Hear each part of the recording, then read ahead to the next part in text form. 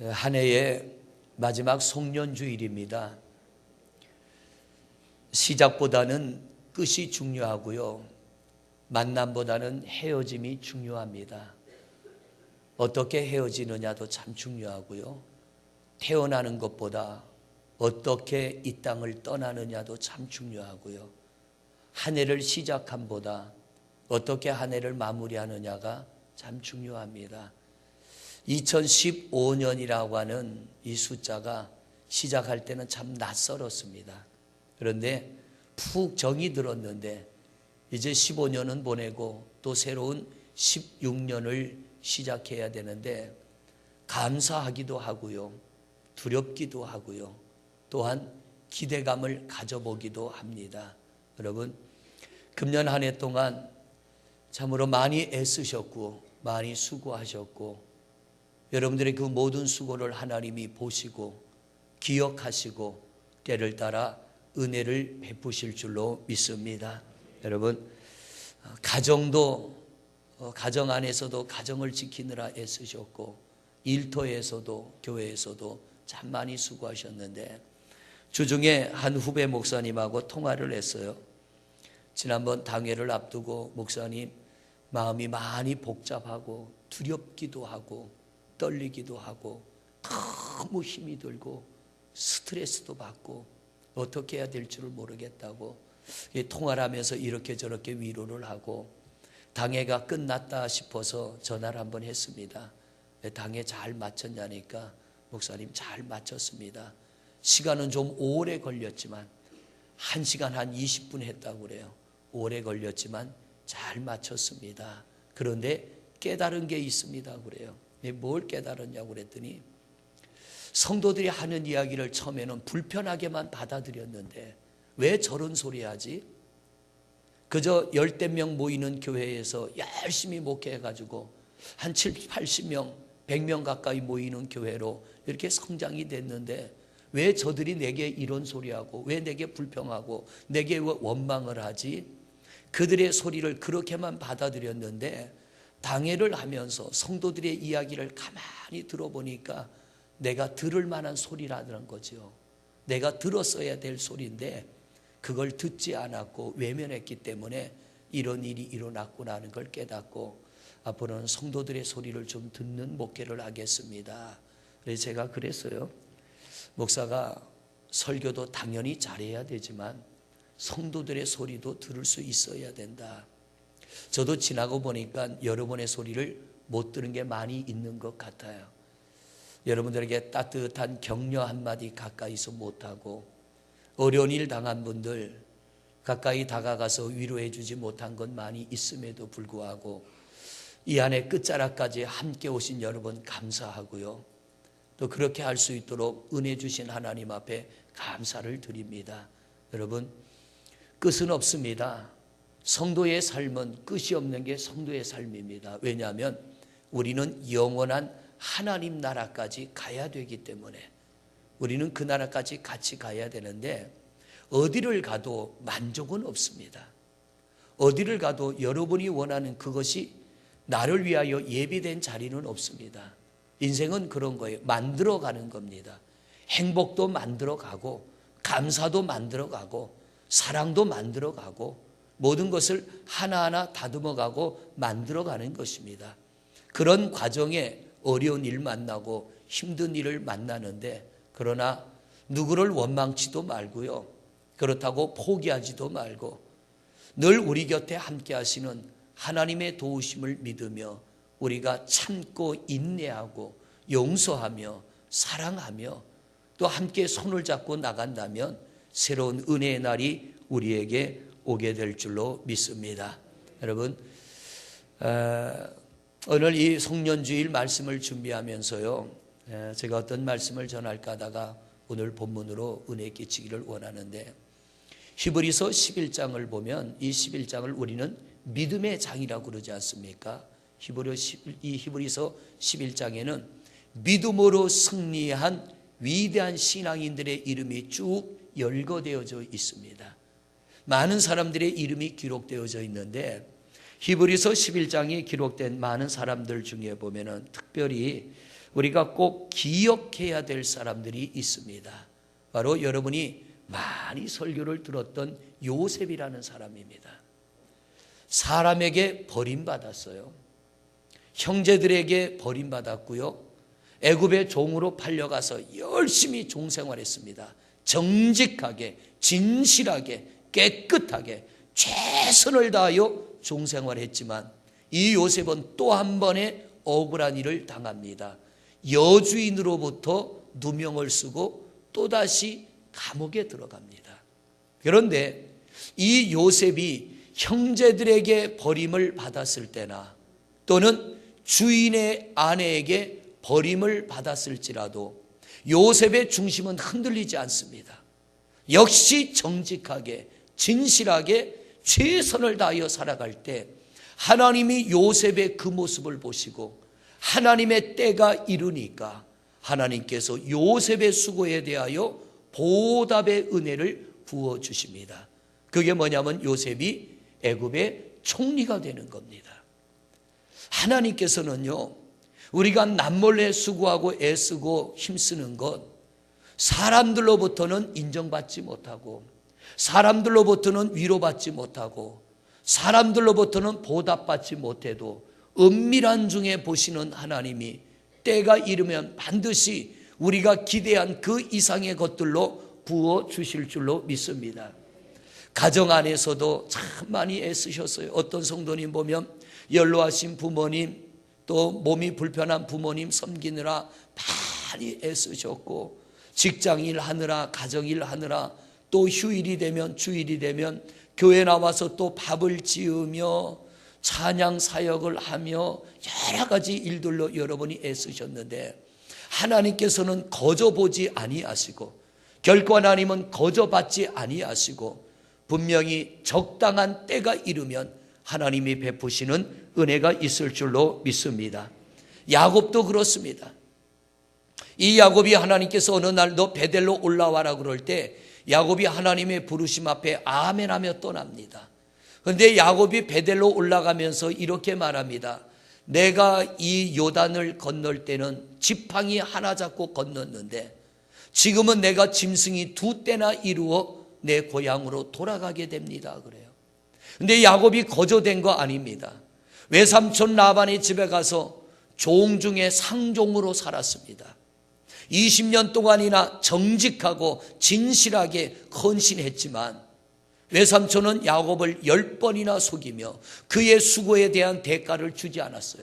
그래도 이 야곱은 외삼촌의 양이나 소를 훔쳐먹지 않았고 그 외삼촌의 양이나 소를 돌보다가 짐승들이 새끼를 낳을 때가 되면 낙태하는 짐승이 없었으며 아무리 배가 고파도 잡아먹지 않았고 늑대나 곰이나 사자가 와서 짐승을 물어가면 자기 것으로 대신 채워 넣었다는 거예요.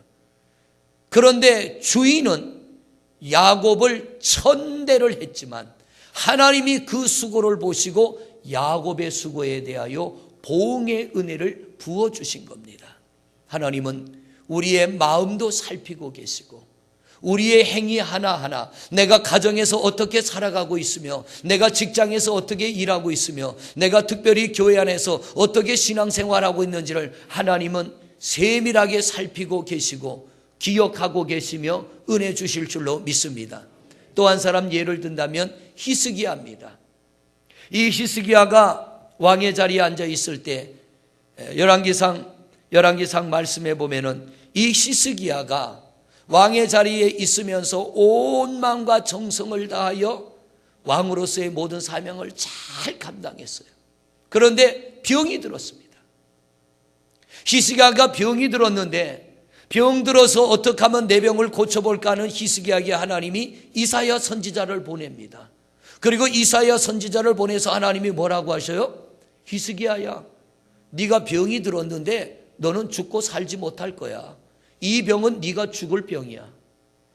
여러분, 만약 우리 성도님이 아파서 병원에 입원해 계시는데 목사가 신방 가가지고 권사님 이제 죽을 때가 다 됐으니까 장사 준비하세요. 여러분들 시험 들까요? 안 들까요? 시험 들 거예요. 대한민국의 교회가 계산 제일교회밖에 없어. 그리고 아마 저 옆에 교회로 가실 분이 여기는 없어요. 웬만한 사람들은 다 시험 들 겁니다. 안 그래도 병이 들어 괴로운데, 안 그래도 병이 들어 힘든데 나보고 죽는다니. 목사가 신방 와서 하나님 고쳐주세요 하고 기도해야지 무슨 죽는다는 얘기를 해. 그런데 여러분, 히스기야는요, 이사야 선지자가 와서 네가 죽고 살지 못하리라는 이 말에 시험 든 게 아니라 그 말을 듣자마자 세상을 등지고 벽을 쳐다보며 무릎 꿇고 앉아 통곡하며 하나님 앞에 기도합니다. 히스기야가 뭐라고 기도합니까? 하나님, 내가 하나님 앞에 온전하며 정직하며 선하며 의롭게 행한 것을 기억하시사. 할렐루야. 히스기야가 드리는 기도의 내용은 뭐냐면, 하나님은 이런 나를 기억하시고 하나님이 내게 은혜를 베풀어 주시면 이사야 선지자를 통하여 내가 죽고 살지 못하리라고 했지만 하나님이 살려줄 걸 믿었던 거예요. 그래서 히스기야가 기도하는데요, 하나님이 그 기도를 들으시고 이사야 선지자를 뒤로 돌아 너 다시 히스기야에게 가라. 그리고는 뭐라고 합니까? 하나님이 너의 눈물을 보셨고 너의 기도를 들으셔서 너의 병을 고쳐주실 것이며 너의 생명을 15년을 연장시켜 주시리라. 할렐루야. 하나님은 여러분이 1년 동안 살아온 모습을 보셨고요, 우리의 기도를 들으셨고 우리가 얼마나 애쓰고 수고했는지를 하나님은 기억하고 계시고 우리가 가장 필요할 때에 가장 합당한 은혜를 부어주실 줄로 믿습니다. 그런데 하나님이 왜 이사야 선지자를 통하여 당신은 죽고 살지 못하리라고 합니까? 제가 이 성경을 읽으면서 그래서 왜 그랬을까? 이건요, 히스기야를 죽으라고 하는 얘기가 아니라 히스기야가 왕이다 보니까 얼마나 권세가 있어요. 좋은 약 다 먹었을 것이고 좋은 의사는 다 찾아다녔을 겁니다. 그런데 한 가지를 안 한 거예요. 그가 통곡하며 하나님 앞에 구하지 않은 거예요. 그래서 이사야 선지자를 통하여 기도하라고 하신 거예요. 하나님을 찾으라고 하신 거예요. 하나님은 결코 우리를 버리시는 하나님 아닙니다. 하나님은 우리를 포기하시는 하나님 아닙니다. 병든 사람에게 너 병들어 죽고 살지 못하리라, 이건 저주입니다. 하나님은 저주하는 하나님이 아닙니다. 하나님을 믿고 찾는 종들의 기도를 들으시고 응답하시는 하나님이신 줄로 믿습니다. 여러분, 내가 애쓰고 수고했는데 누가 내 수고를 알아주지 않는다고, 오히려 나를 핀잔하고 나를 멸시하고 나를 무시한다고 여러분 시험 들지 마시고, 아하, 하나님이 나보고 기도하라고 하시는구나. 우리가 하나님을 바라볼 때에 하나님이 새로운 은혜를 주실 줄로 믿습니다. 바로 모세가 그런 사람이에요. 하나님께서 어느 날 양을 치는 모세를 부르지 않습니까? 네가 저 애굽 땅에 가서 내 백성을 인도해내라. 그리고 하나님이 능력을 주셨어요. 모세가 가서 10가지의 이적을 일으키며 애굽 땅에서 고통당하는 이스라엘 백성들 200만 명을 이끌고 나옵니다. 광야로 나왔습니다.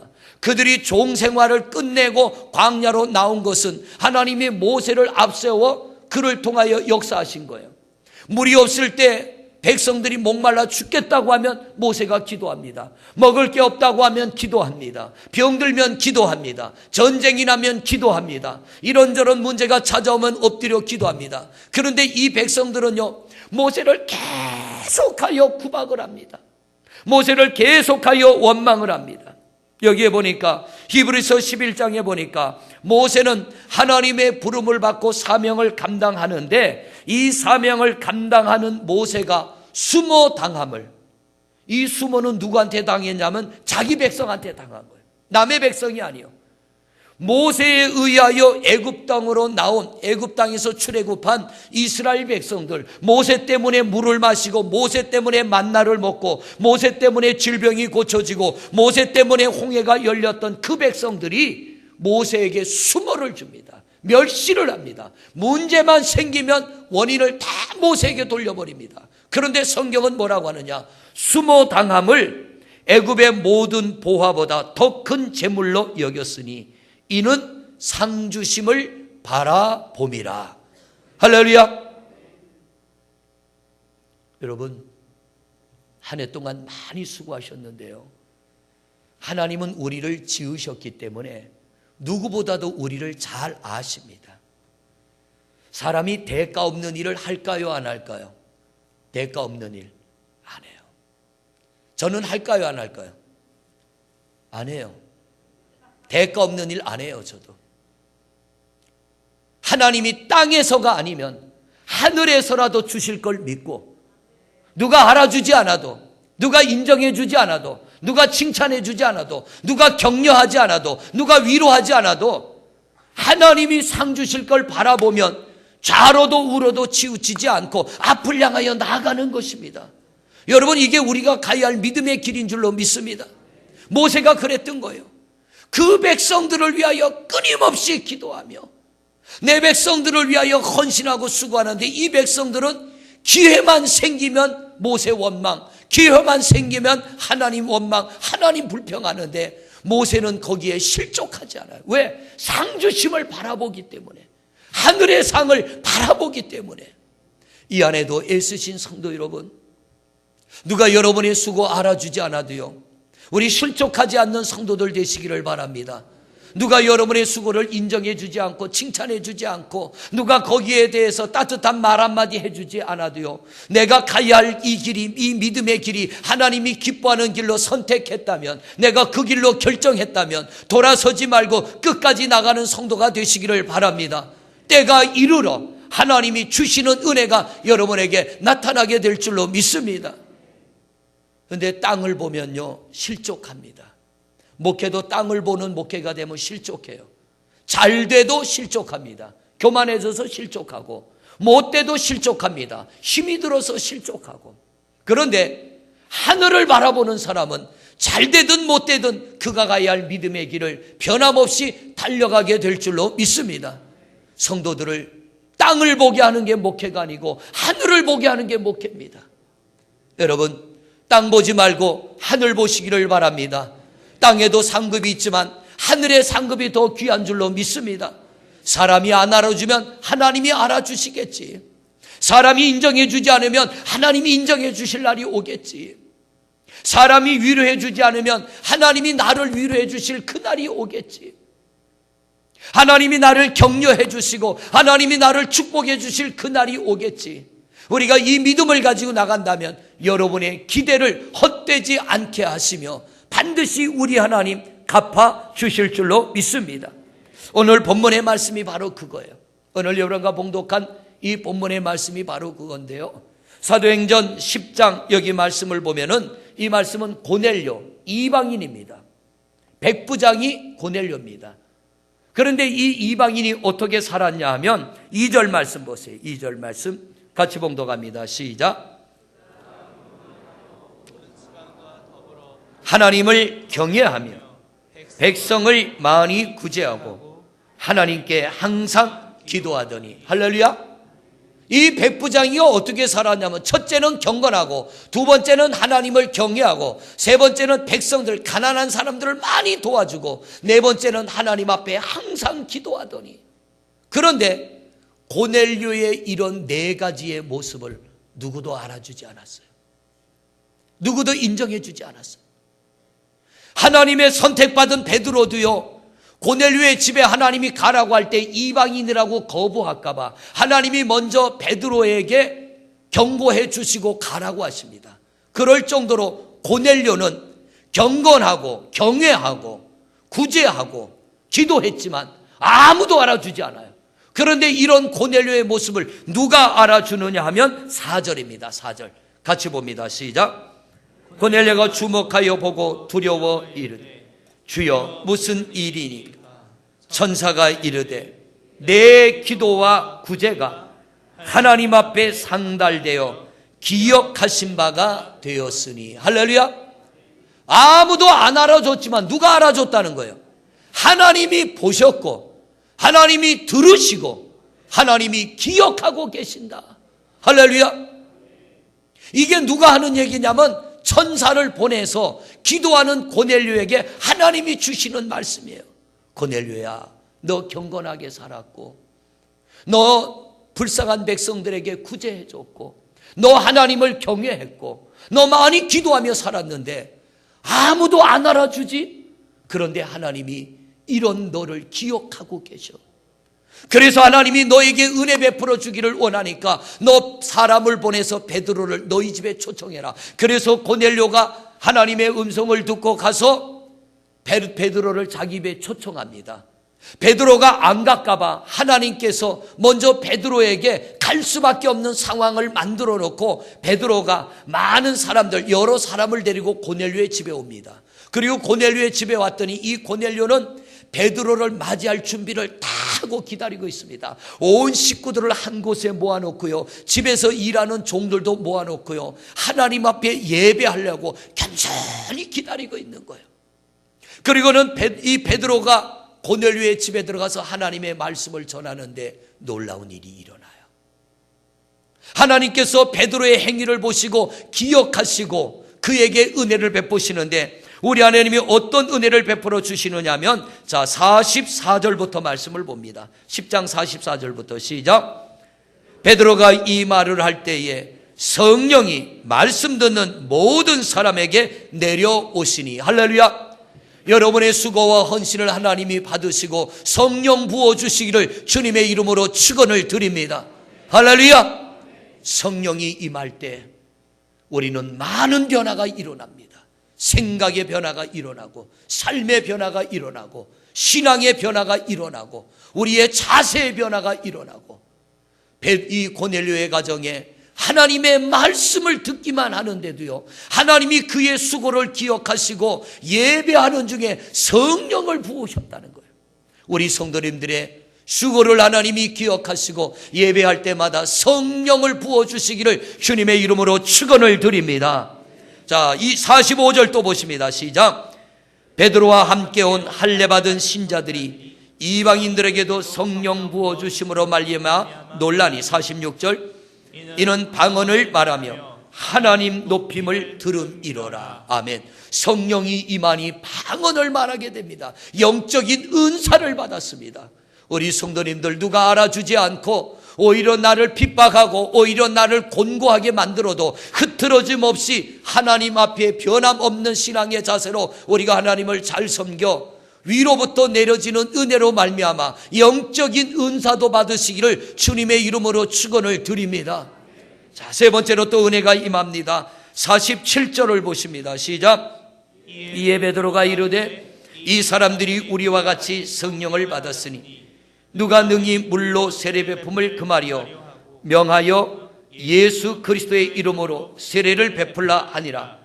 그들이 베드로에게 며칠 더 머물기를 청하니라. 아멘. 구원의 은혜가 임한 줄로 믿습니다. 할렐루야. 여러분, 우리 성도님들의 모든 수고를 하나님이 보셨고 여러분의 기도를 하나님이 들으셨고 우리 하나님이 기억하고 계셔서 때로는 서운함도 있고 섭섭함도 있고 나라고는 존재의 가치가 이것밖에는 안 되는가, 이런 마음이 들지라도 신앙의 중심은 하나님입니다. 여러분, 결코 목사는 믿음의 대상이 아니에요. 저는 여러분에게 존경의 대상 이상은 되고 싶지 않습니다. 여러분에게 은혜를 베풀고 성령을 부어주고 여러분을 구원하여 주고 여러분의 기도를 응답하여 주고 여러분의 수고에 대하여 보응해 주시는 분 하나님이신 줄로 믿습니다. 사람이 알아주지 않는다고 섭섭해하지 마시고요, 사람이 인정해 주지 않는다고 섭섭해하지 마시고, 우리 믿음의 중심은 하나님이시니까 그 하나님을 바라보는 여러분이 되시기를 바랍니다. 저는 개인적으로 그렇게 생각합니다. 가장 건강한 목회가 뭔가? 성도들로 하여금 어떤 상황에도 하나님만 바라보게 하는 목회, 이게 가장 건강한 목회다. 사람을 의지하고 사람을 바라보게 한다면 언제까지고 저는 여러분 곁에 있을 수 없습니다. 여러분이 저를 떠날 수도 있고 저도 여러분을 떠날 수 있습니다. 그러나 하나님은 영원토록 우리와 함께 하시는 줄로 믿습니다. 제가 여러분에게 무엇을 드리는 것보다 하나님이 드리는 것은 훨씬 더 가치 있고 훨씬 더 값지며 훨씬 더 좋은 것들로 주실 줄로 믿습니다. 제가 여러분들에게 드려봐야 이 성경도 제가 드리는 거 아니요, 교회에서 드리는 거요. 수고한 분들에게 어떤 분에게는 상품권도 드리지만 이거는 교회에서 드리는 거예요. 하나님이 주시는 거예요. 여러분, 모세가 자기 백성들에게 핍박을 당하고 자기 백성들을 위하여 하나님 내 이름을 천국 생명록에서 지울지라도 이 백성들의 죄를 용서해 주옵소서. 이 말은 내가 지옥 갈지라도 저들의 영혼은 구원해 달라는 거예요. 그런데 그들은 문제만 생기면 모세를 핍박하잖아요. 모세를 원망하잖아요.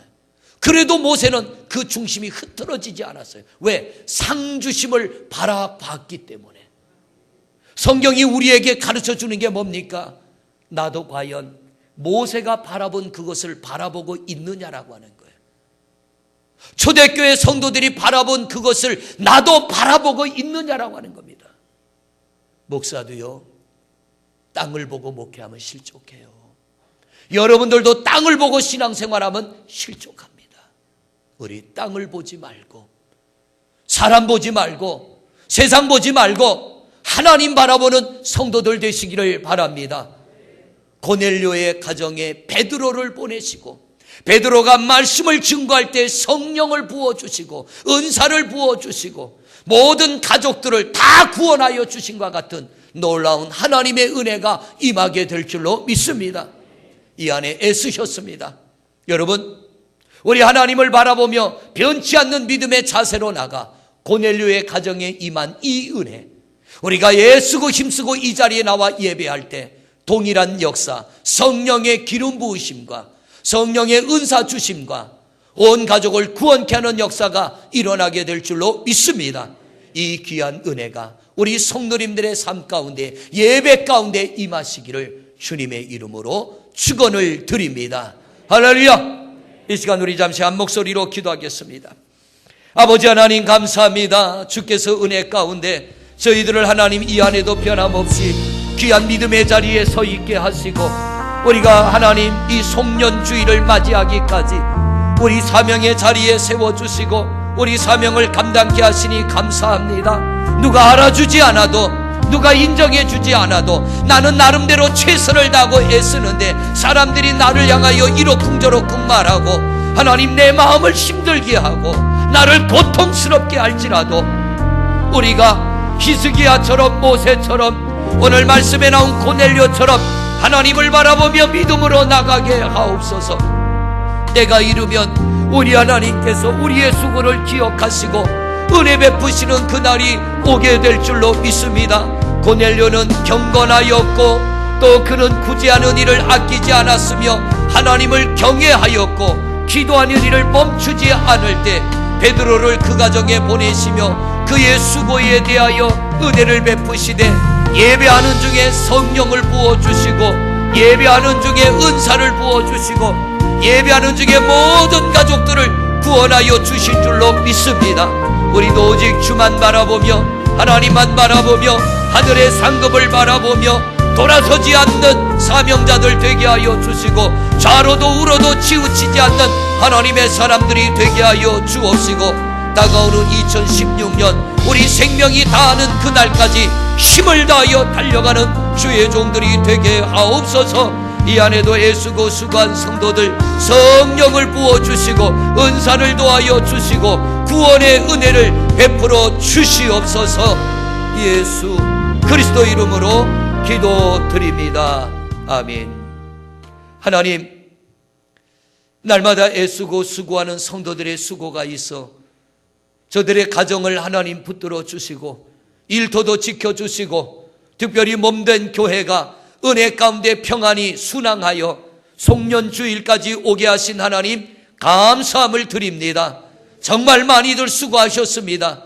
장로님들 새벽마다 나가 전도하였고 여선교회 온갖 굳은 일 다 하였고 찬양대로 교사로 또 하나님 주차장 안내자로 차량을 운행하며 우리 성도님들 여러 모양으로 애쓰고 수고했는데 아무도 나를 알아주지 않고 아무도 나를 인정해 주지 않고 오히려 내가 잘못한 것에 대하여 탓할지라도 하나님 우리 신앙의 중심이 흔들리지 않게 하옵소서.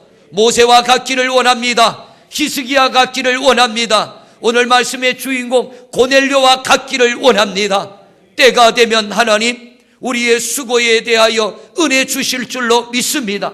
땅을 보지 말게 하소서. 사람 보지 말게 하소서. 하나님만 바라보게 하옵소서. 그래서 고넬료의 가정에 베드로를 보내어 예배하는 중에 성령의 기름 부어 주시고 은사를 부어 주시고 온 가족을 구원하심과 같이 우리도 예배 중에 동일한 은혜를 맛보게 하옵소서. 애쓰고 수고한 성도들 예배 시간마다 성령을 부어 주시옵소서. 은사도 더하여 주옵시고 하나님 모든 가족들이 우리 성도들을 통하여 영육 간의 구원을 이루게 하옵소서. 영혼이 구원받게 하시고 육신이 번민과 고통과 가난에서 질병에서 벗어나게 하여 주옵시고 하나님의 놀라운 은혜가 임하게 하옵소서. 예수 그리스도 이름으로 축복하고 기도드립니다. 아멘.